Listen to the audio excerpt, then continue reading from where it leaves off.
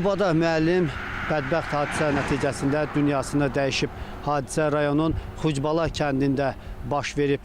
İlkin məlumata görə kənd məktəbində işləyən 44 yaşlı Aytən Baxışova evində dəm qazından zəhərlənərək dünyasını dəyişib. Hazırda faktla bağlı araşdırma aparılır. Qanacaqlı, mərifətli, yeri bilən, yersiz söhbət olmayıb o adamın. Çox yaxşı müəllim olub. İndi hadisə də baş verdi, oldu indi.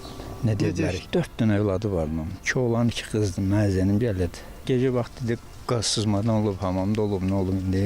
Ağzı, biz də indi eşitdiyimiz yox. İndi yanında olanlar bilər əsas.